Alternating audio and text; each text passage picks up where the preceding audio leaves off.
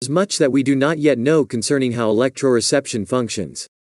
Although researchers have documented how electroreception alters hunting, defense and communication systems through observation, the exact neurological processes that encode and decode this information are unclear. Scientists are also exploring the role electroreception plays in navigation. Some have proposed that salt water and magnetic fields from the Earth's core may interact to form electrical currents that sharks use for migratory purposes.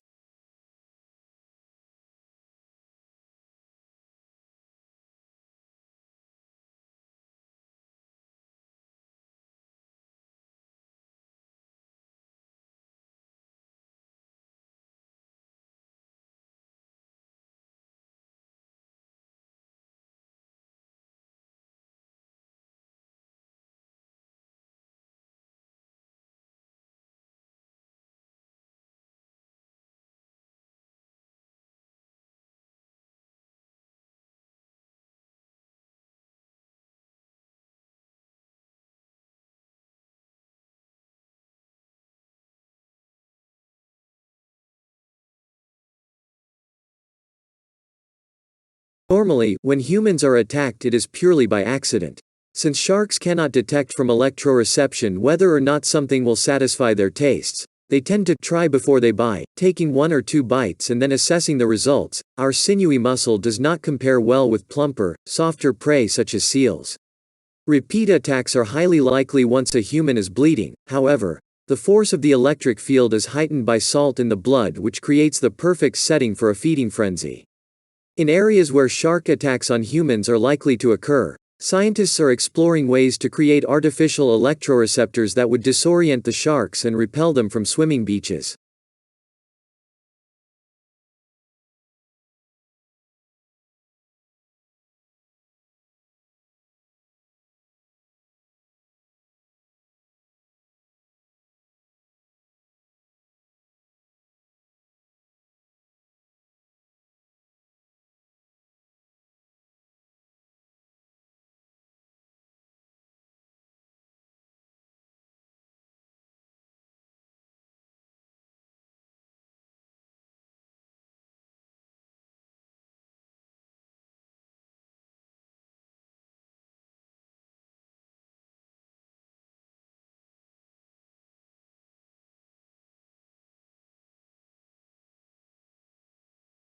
Many people fear swimming in the ocean because of sharks. In some respects, this concern is well grounded.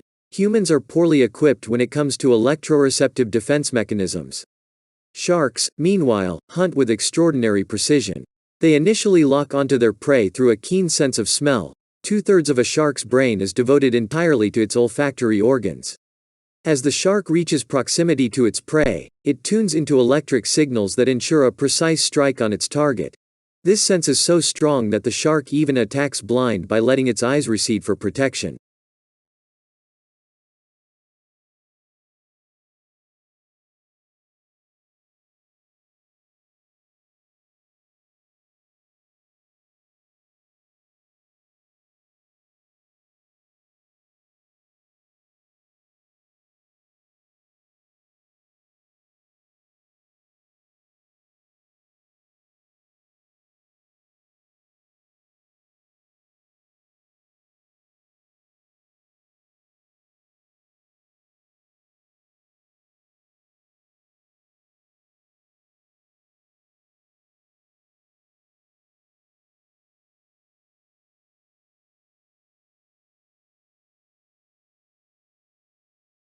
Electroreception can also play an important role in animal defenses. Rays are one such example. Young ray embryos develop inside egg cases that are attached to the seabed. The embryos keep their tails in constant motion so as to pump water and allow them to breathe through the egg's casing. If the embryo's electroreceptors detect the presence of a predatory fish in the vicinity, however, the embryo stops moving, and in so doing ceases transmitting electric currents, until the fish has moved on. Because marine life of various types is often traveling past, the embryo has evolved only to react to signals that are characteristic of the respiratory movements of potential predators such as sharks.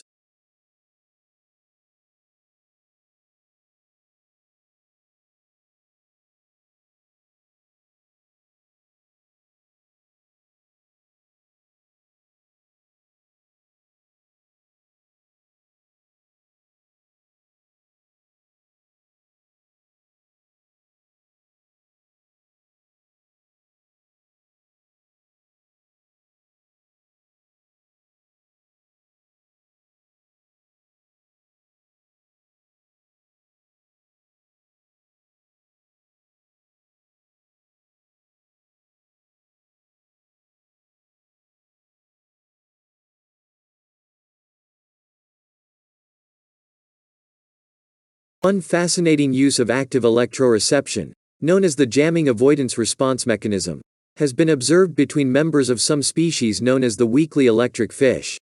When two such electric fish meet in the ocean using the same frequency, each fish will then shift the frequency of its discharge so that they are transmitting on different frequencies. Doing so prevents their electroreception faculties from becoming jammed. Long before citizens band radio users first had to yell, "Get off my frequency," at hapless novices cluttering the airwaves, at least one species had found a way to peacefully and quickly resolve this type of dispute.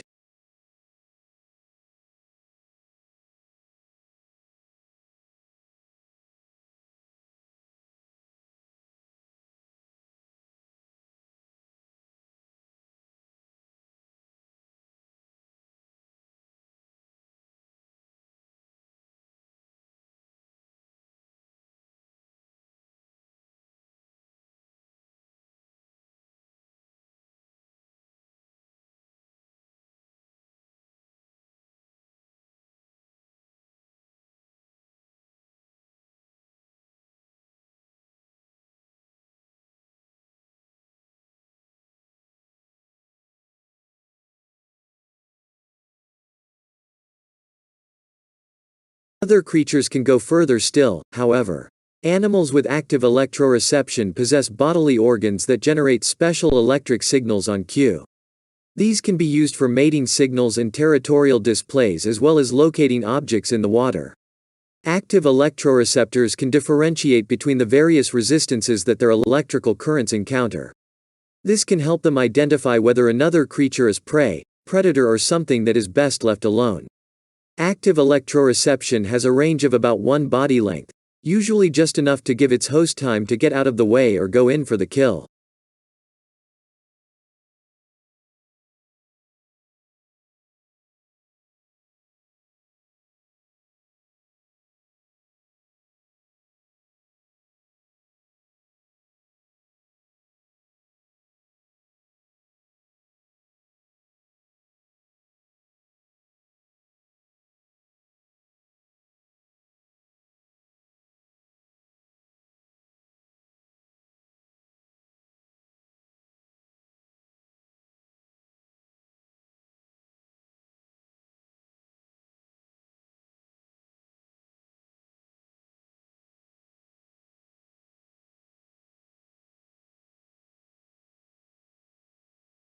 Claims have emerged from the country that some students have been forced to sleep in cars, or out on the streets, because of the enormous increases to rent in the capital.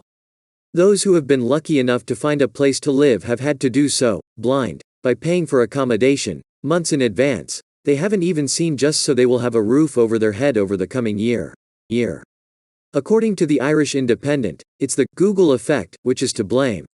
As Google and other blue-chip companies open offices in and around Dublin's Docklands area, which are on the doorstep of the city.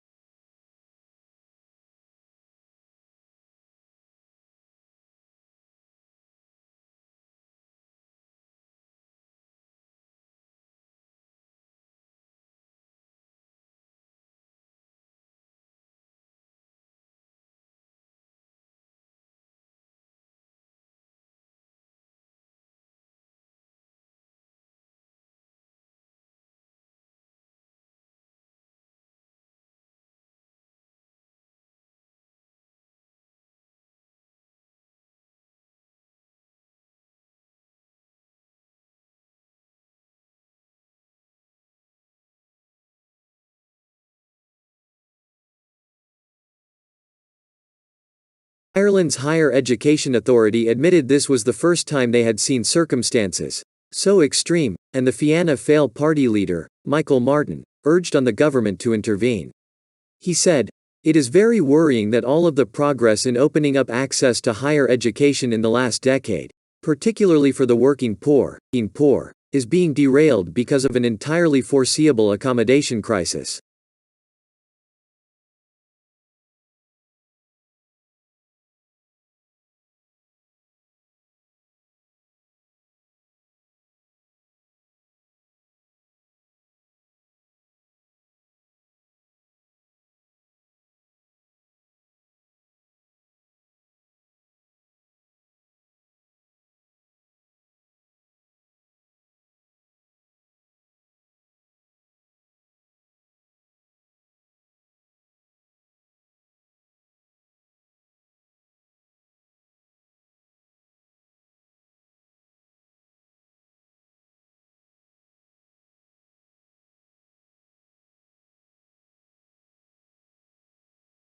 More than 10 years ago, while taking the temperature of the universe, astronomers found something odd.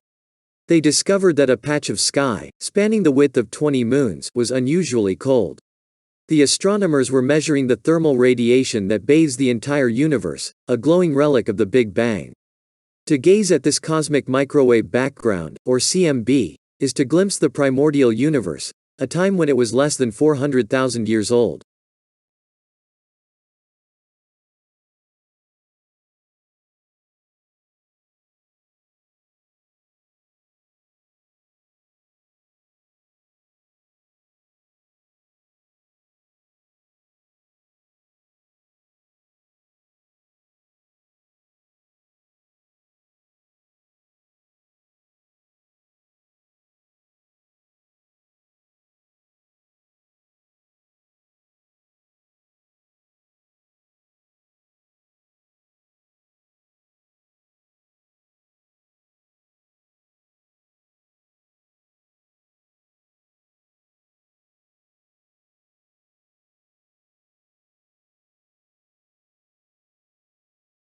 CMB blankets the sky, and looks pretty much the same everywhere, existing at a feebly cold temperature of 2.725 kelvins, just a couple degrees warmer than absolute zero. But armed with the newly launched WMAP satellite, the astronomers had set out to probe temperature variations as tiny as 1 part in 100,000. Born from the quantum froth that was the universe a half moment after the Big Bang, those random fluctuations help scientists understand what the cosmos is made of and how it all came to be.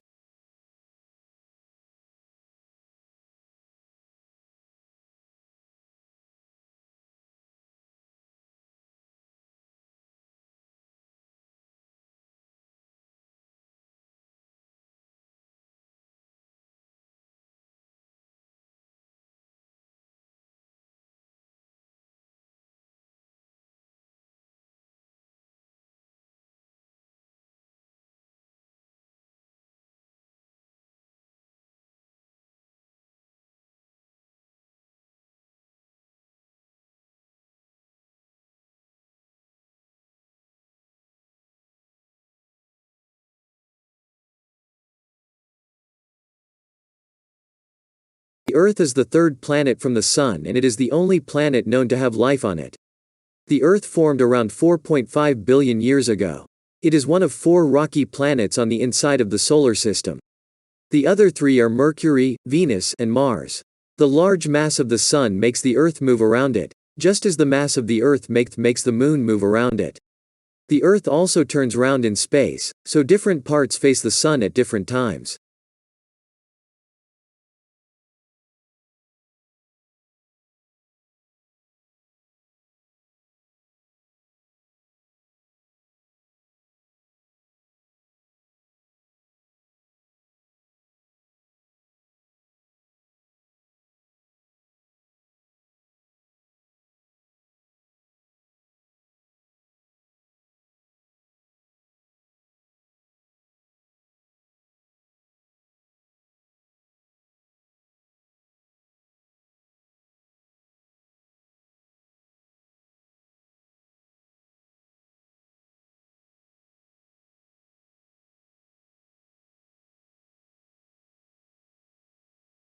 The Moon goes around the Earth about every 27 1/3 days, and reflects light from the Sun. As the Earth goes round the Sun at the same time, the changing light of the Moon takes about 29.5 days to go from dark to bright to dark again. That is where the idea of month came from. However, now most months have 30 or 31 days, so they fit into 1 year. The Earth is the only planet in our solar system that has a large amount of liquid water. About 71% of the surface of the Earth is covered by oceans. Because of this, it is sometimes called the blue planet.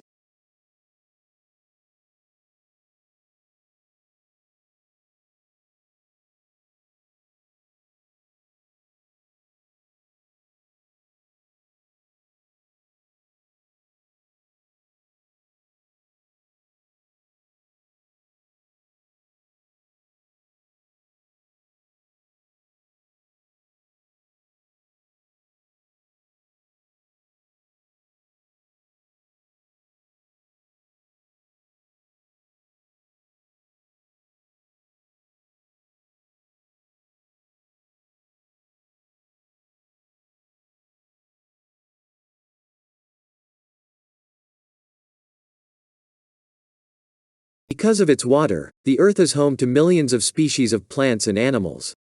The things that live on Earth have changed its surface greatly. For example, early cyanobacteria changed the air and gave it oxygen. The living part of the Earth's surface is called the biosphere. The Earth is part of the 8 planets and many thousands of small bodies that move around the Sun as its solar system. The solar system is moving through the Orion arm of the Milky Way galaxy now, and will be for about the next 10,000 years.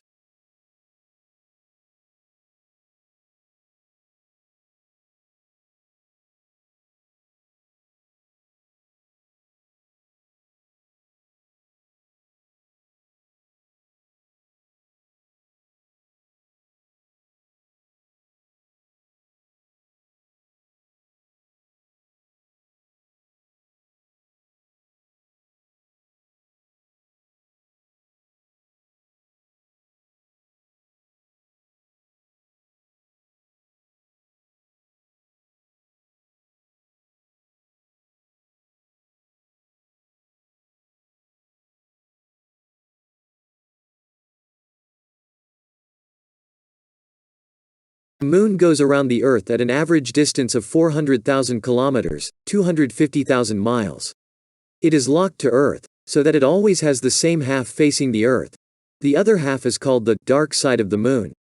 It takes about 27 and a third days for the Moon to go all the way around the Earth, but, because the Earth is moving around the Sun at the same time, it takes about 29 and a half days for the Moon to go from dark to bright to dark again. This is where the word month came from, even though most months now have 30 or 31 days.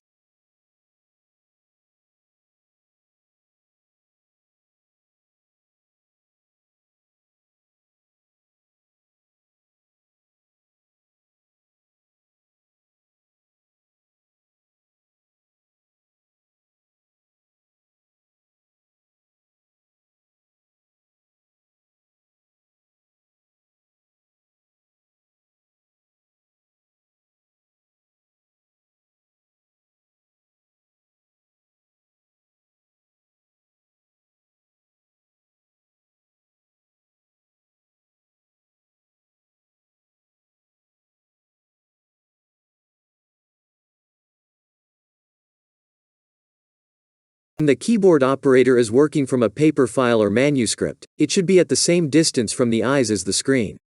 The most convenient position can be found by using some sort of holder. Individual arrangement will vary according to whether the operator spends more time looking at the VDU or the paper.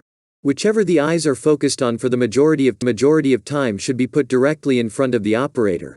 While keying, it is advisable to have frequent but short pauses of around 30 to 60 seconds to proofread. When doing this, relax your hands.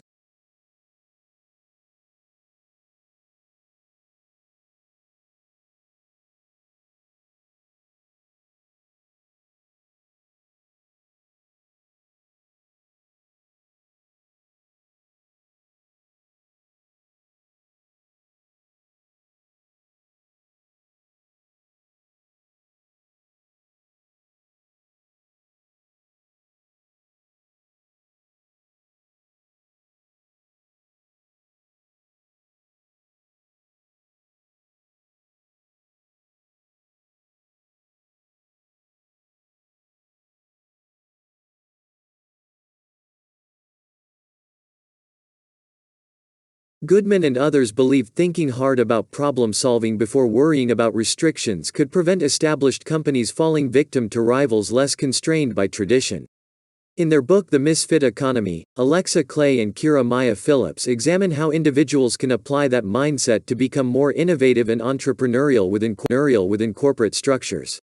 They studied not just violent criminals like Somali pirates, but others who break the rules in order to find creative solutions to their business problems, such as people living in the slums of Mumbai or computer hackers.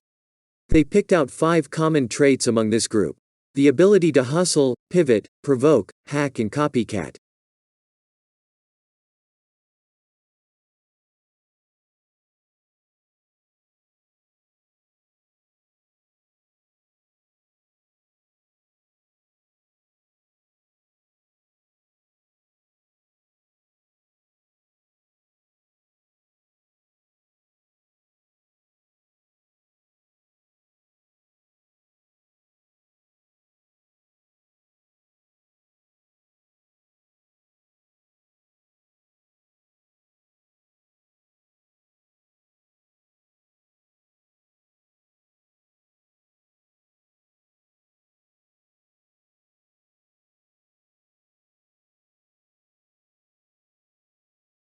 Clay gives a Saudi entrepreneur named Walid Abdul Wahab as a prime example.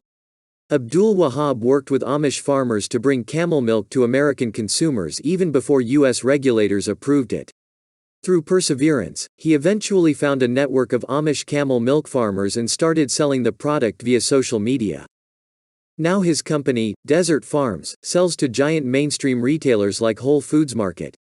Those on the fringe don't always have the option of traditional, corporate jobs, and that forces them to think more creatively about how to make a living, Clay said. They must develop grit and resilience in order to last outside the cushy confines of cubicle life. In many cases, scarcity is the mother of invention, Clay said.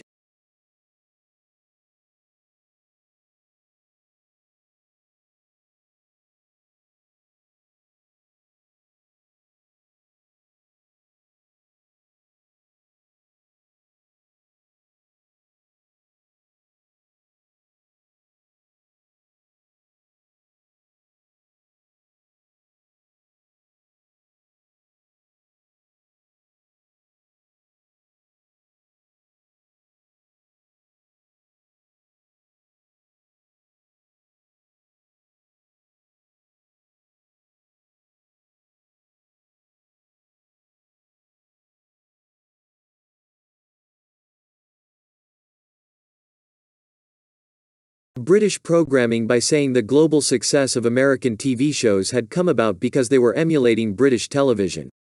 The best US shows are modeling themselves on what used to make British TV so world-beating, he said. US primetime schedules are now littered with those quirky formats from the UK. The Who Do You Think You Are? S and the variants on Strictly Come Dancing, as well as the single-camera non-audience sitcom, which we brought into the mainstream first. We have changed international viewing for the better.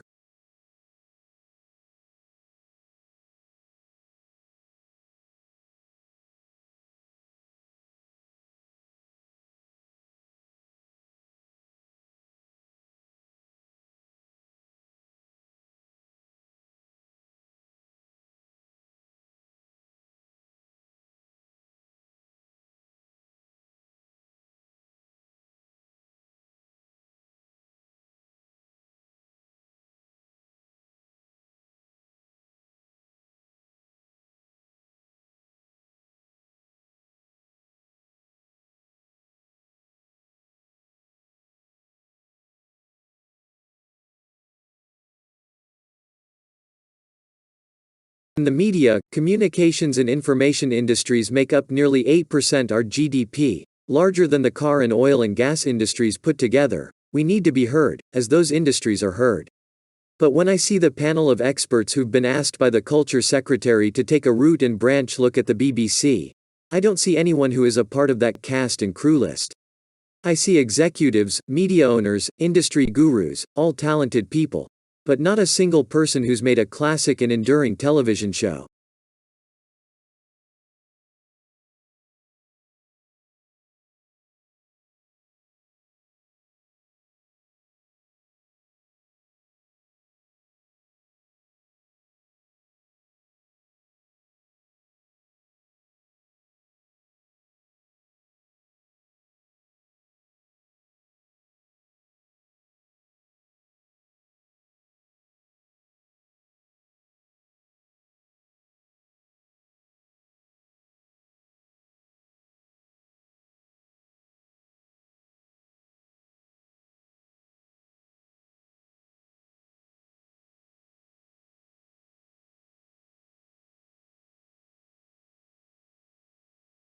Mr. Whittingdale, who was interviewed by ITV News' Alistair Stewart at the festival, said he wanted an open debate about whether the corporation should do everything it has done in the past. He said he had a slight sense that people who rushed to defend the BBC were trying to have an argument that's never been started. Whatever my view is, I don't determine what programs the BBC should show, he added. That's the job of the BBC. Mr. Whittingdale said any speculation that the Conservative Party had always wanted to change the BBC due to issues such as its editorial line was absolute nonsense.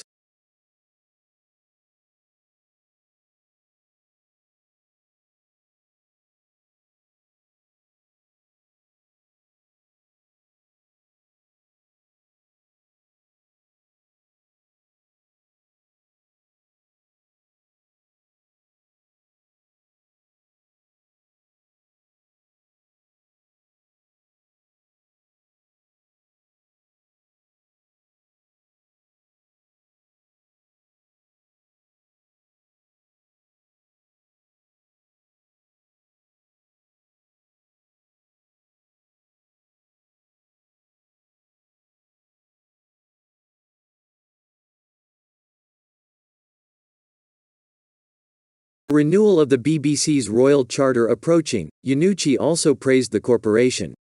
He said, "If public service broadcasting, one of the best things we've ever done creatively as a country, if it was a car industry, our ministers would be out championing it overseas, trying to win contracts, boasting of the British jobs that would bring." In July, the government issued a green paper setting out issues that will be explored during negotiations over the future of the BBC, including the broadcaster's size, its funding and governance.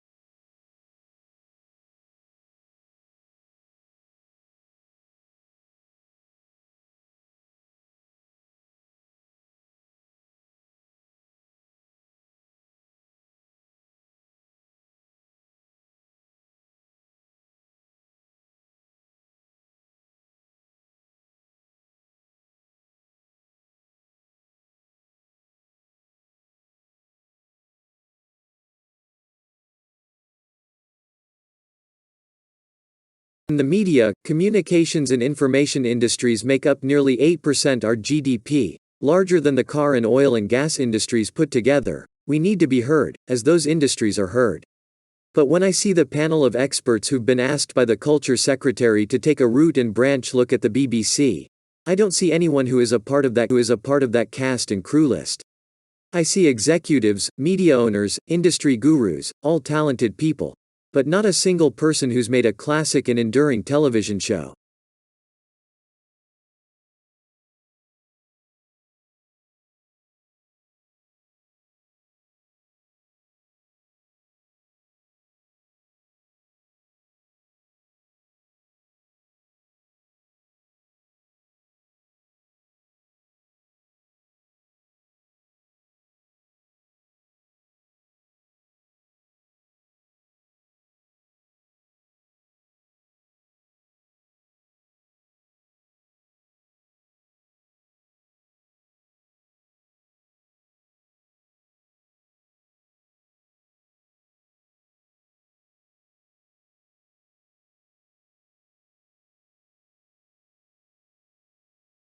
One Norse legend talks of the Kraken, a deep-sea creature that was the curse of fishermen. If sailors found a place with many fish, most likely it was the monster that was driving them to the surface. If it saw the ship, it would pluck the hapless sailors from the boat and drag them to a watery grave. This terrifying legend occupied the mind and pen of the poet Alfred Lord Tennyson too.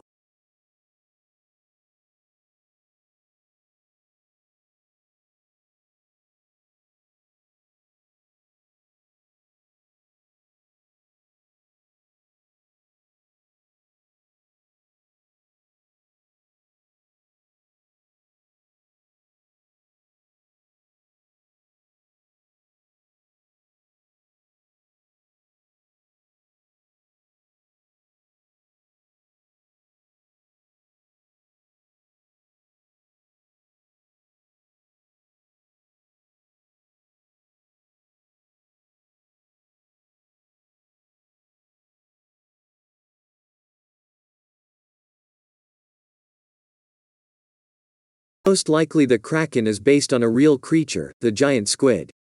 The huge mollusk takes pride of place as the personification of the terrors of the deep sea. Sailors would have encountered it at the surface, dying, and probably thrashing about. It would have made a weird sight, about the most alien thing you can imagine, says Edith Witter, CEO at the Ocean Research and Conservation Association. It has 8 lashing arms and 2 slashing tentacles growing straight out of its head, and it's got serrated suckers that can latch on to the slimiest of prey, and it's got a parrot beak that can rip flesh. It's got an eye the size of your head, it's got a jet propulsion system and 3 hearts that pump blue blood.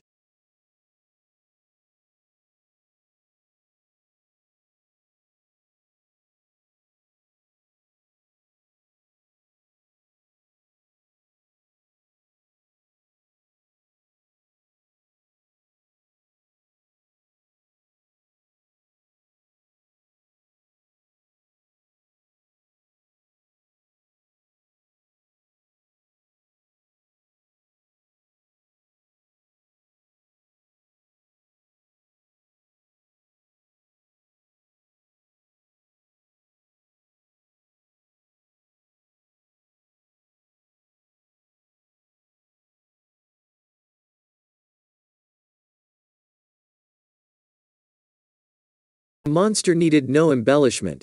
This creature was scary enough, and Verne incorporated as much fact as possible into the story, says Emily Alder from Edinburgh Napier University. 20,000 Leagues Under the Sea and another contemporaneous book, Victor Hugo's Toilers of the Sea, both tried to represent the giant squid as they might have been actual zoological animals, much more taking the squid as a biological creature than a mythical creature. It was a given that the squid was vicious and would readily attack humans given the chance.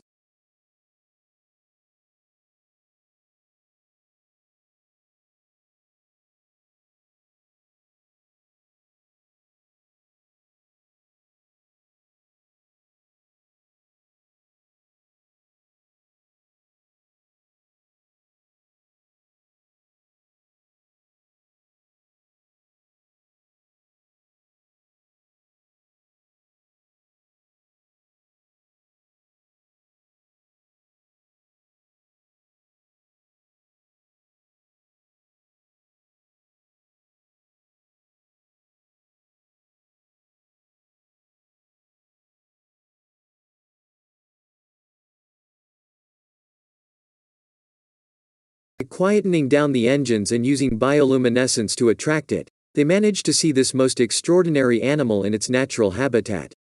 It serenely glided into view, its body rippled with metallic colors of bronze and silver. Its huge, intelligent eye watched the submarine warily as it delicately picked at the bait with its beak. It was ballidic and mesmeric. It could not have been further from the gnashing, human-destroying creature of myth and literature. In reality, this is a gentle giant that is easily scared and pecks at its food.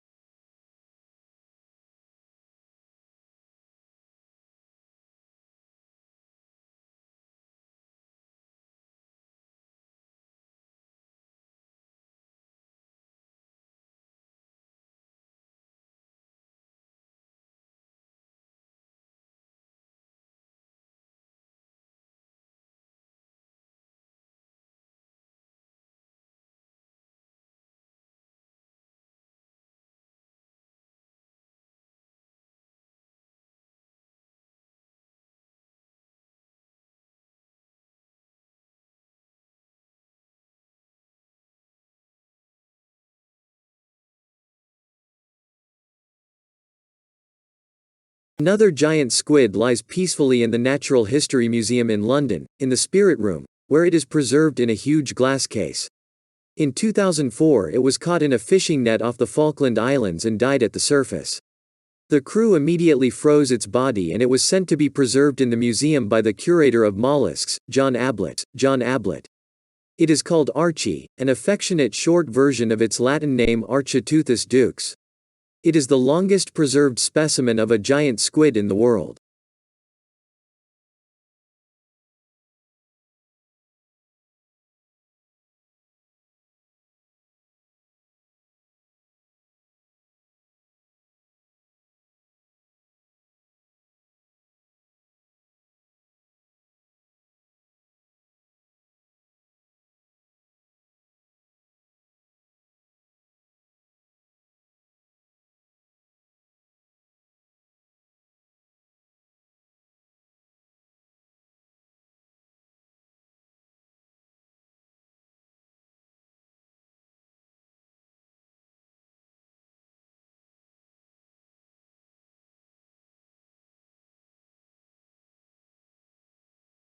Today we can watch Archie's graceful relative on film and stare Archie herself. She is a female, eye to eye in a museum.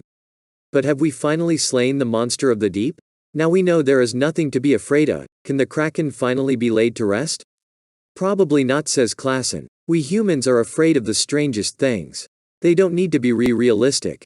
There's no indication that enlightenment and scientific progress has banished the monsters from the shadows of our imaginations. We will continue to be afraid of very strange things, including probably sea monsters.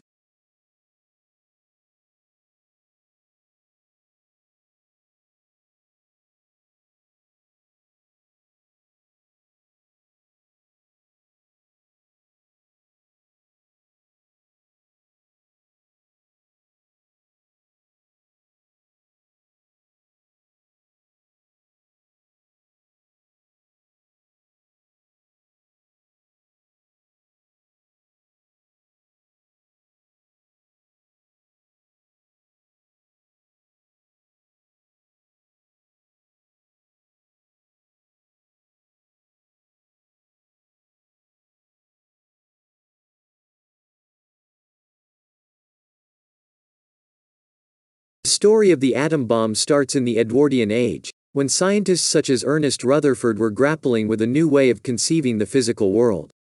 The idea was that solid elements might be made up of tiny particles and atoms. When it became apparent that the Rutherford atom had a dense nucleus, there was a sense that it was like a coiled spring, says Andrew Nahum, curator of the Science Museum's Churchill Scientists exhibition. Wells was fascinated with the new discoveries. He had a track record of predicting technological innovations. Winston Churchill credited Wells for coming up with the idea of using aeroplanes and tanks in combat ahead of World War I.